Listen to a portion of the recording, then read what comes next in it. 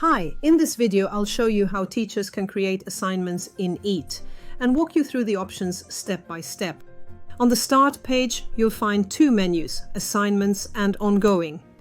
In Assignments, you create new tasks. In Ongoing, you have, in a way, a dashboard, giving you insight into the student's work and the possibility to step in and support those who need it.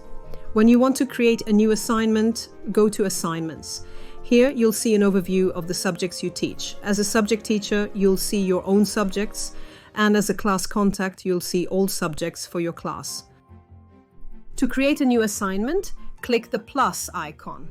The new assignment will appear at the bottom of the list. Click on it, and the form opens where you can enter the required information. First, add a title, then choose the language, and set it as a process-oriented writing task.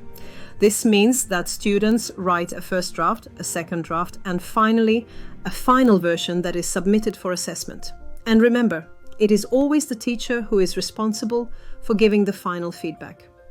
In the assignment description field, write what you expect the students to do and what they should write about.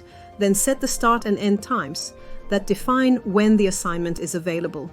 That means students will see the assignment when they log in, but only during this time window. Next, decide what functions the students will have in the editor. Should they be allowed to paste text, or must they write everything themselves? If pasting is allowed, they can write in other tools or copy from the internet. If not, they must write directly in the editor.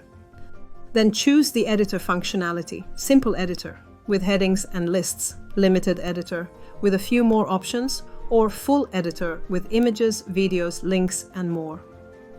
In this example, we choose the Full Editor. Next, select what type of AI feedback the system should provide.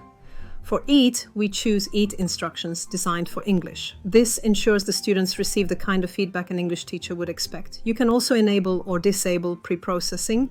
This helps the system adjust its feedback more closely to the student's level. In addition, you can add relevant learning objectives from GREP, the national database. You can define success criteria, what makes a good submission, and you can add a writing frame to guide students in structuring their texts. Finally, save the assignment. It will then be available for students, and the students can start writing and submitting their texts. Now you know how to create an assignment in EAT step by step. It's simple to set up, and much is already predefined for you, so you can spend less time on settings and more time supporting your students. Thanks for watching.